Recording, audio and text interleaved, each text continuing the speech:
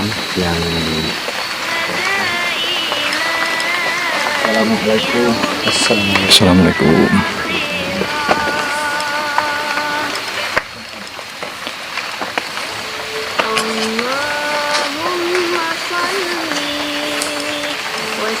Kawan-kawan pindah.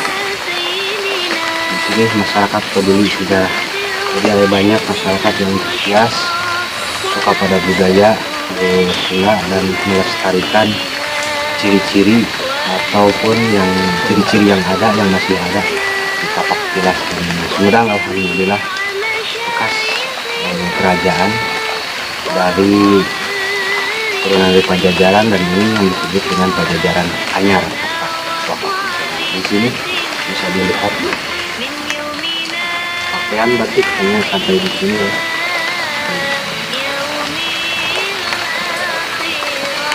Nah, di sini ada satu makam. Kita lihat. Ini nggak tahu makam siapa. Saya kurang ini yang jelas di sini misterinya sangat erat ya.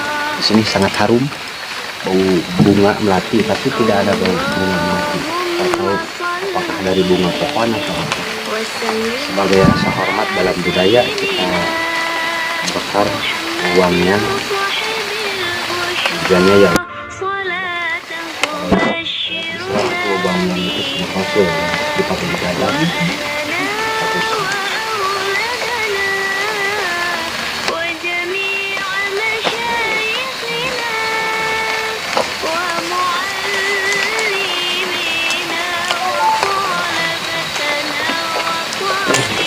Masih hutan, banyak pohon-pohon besar.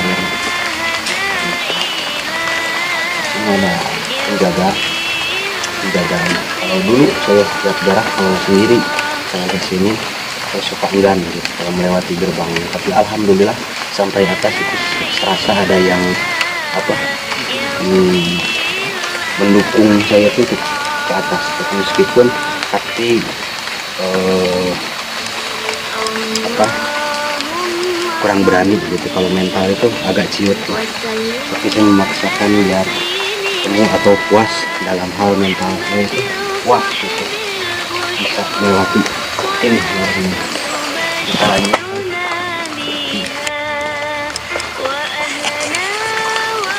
Jadi sambil jalan kita sambil cerita sejarah-sejarahnya ini sampai sangat banyak sekali. Pemandangan itu sangat indah, bisa terlihat keramaian.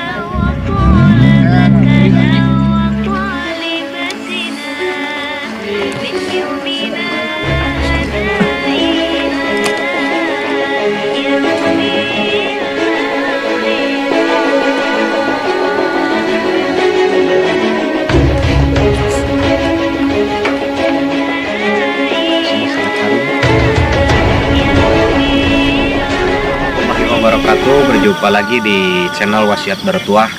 Di sini saya Kang Beni akan berziarah ke leluhur Sumedang. Itu kemarin kita pernah ke sini ke leluhur yang Prabu Gesan Ulun, yaitu Raja kelima Sumedang, dan kita akan lebih menelusuri ke Eyang Sang Hyang Hau Patih Jaya Perkosa, salah satu legenda patihnya Raja Kerajaan Sumedang yang tersohor.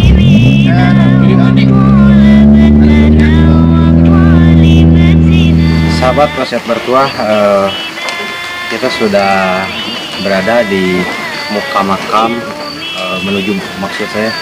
di muka menuju makam Eyang Patih Jaya Perkosa. Dan di sini saya berhenti sejenak karena lumayan perjalanan itu kita melewati jalan setapak yang begitu menanjak. Tanyakannya bisa dilihat, kita lihat penampakannya, sebut pengisan beliau seperti apa. Dan di sana ada siloka Tenger atau yang disebut ciri beliau berbilang. Kita sengaja malam-malam biar misterinya itu dapat. Ini hutan masih pohon kearnya asri ya, besar di sini. Ini hanya jalan setapak seperti ini. Roda sendiri ini membutuhkan nyali besar karena tidak ada pencahayaan di jalan ini. Tidak ada pencahayaan. Nah ini tampak di depan. Sampai di sini orang yang memakai batik, dan dari aroma sampai sini udah tercium bau.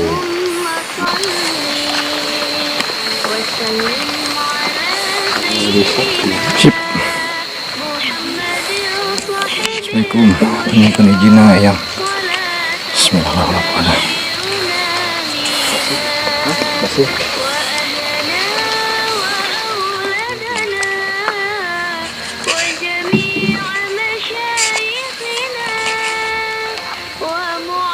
Ekor gede.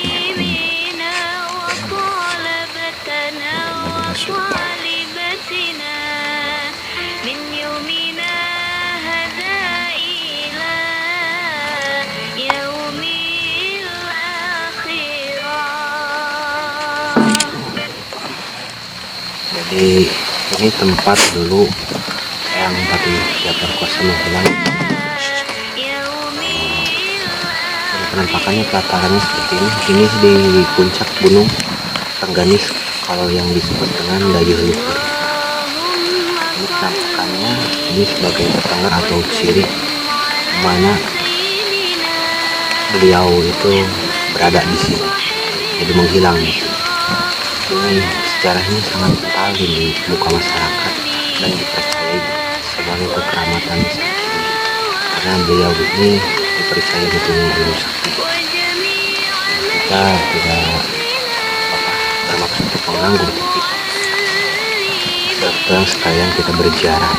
Mohon maaf bila ada yang tidak enak atau apa. Ini hanya menginfos kita itu lebih menghormati kepada jasa-jasa leluhur dahulu. Kita bertawasul terlebih dahulu dan kita singkat nanti ceritanya. Kita berdoa dulu ya, lebih baik menghargai dengan tata cara sopan santunnya. Sapya. Tiga kali. Nanti kan tampak Kanada. Kanada, itu. Bismillahirrahmanirrahim.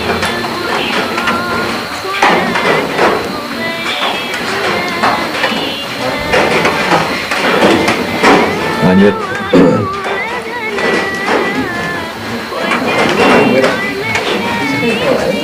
Sadi. Dek. Kamu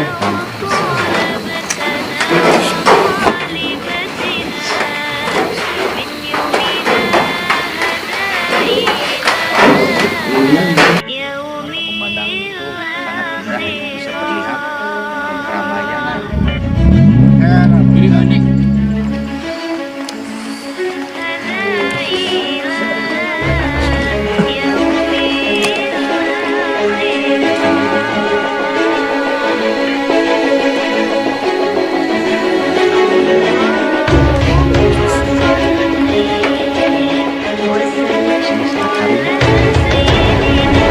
Hah?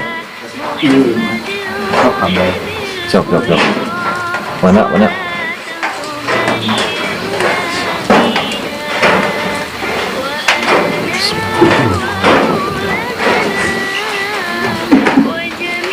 Bismillah, Jang. Oke. Ada foto? Kali.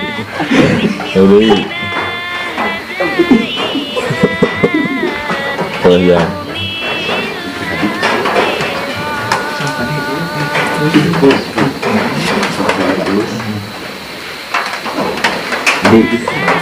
Di apa ni?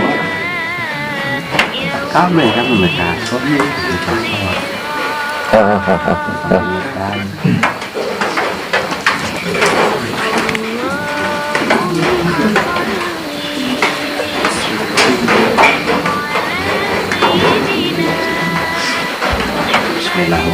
la hola bukan ada aja kalau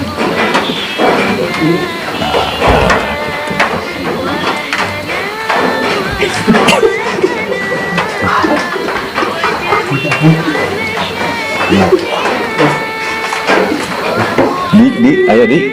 Di.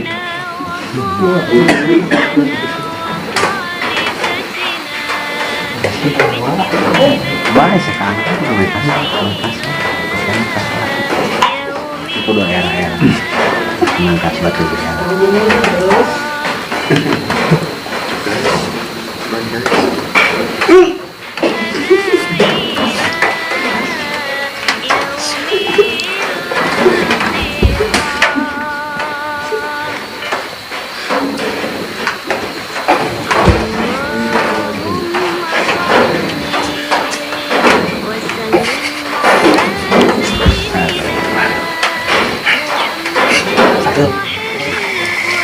Sahabat wasiat bertuah, kita ada di pemandian air keramat. Ini bisa tampak ya. Jadi kalau bulan Mulud itu banyak orang-orang yang mandi di sini. Ada nggak tua, nggak muda, nggak adik-adik, semua penuh. Semua penuh yang mandi di sini. Dan itu ada berbicara pada orang-orang yang mandi di sini. Ada nggak tua, nggak muda, nggak adik-adik, semua penuh. Semua penuh yang mandi di sini. Dan itu ada berbicara pada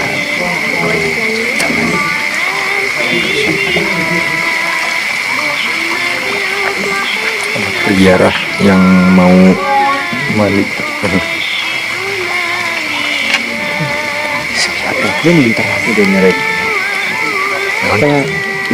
Banyak ya yang mandi ini bukan bulan, tapi kalau bulan Mulud sama malam Kliwon ini sangat banyak dan hampir berdesak-desakan hingga timbul kenegatifan.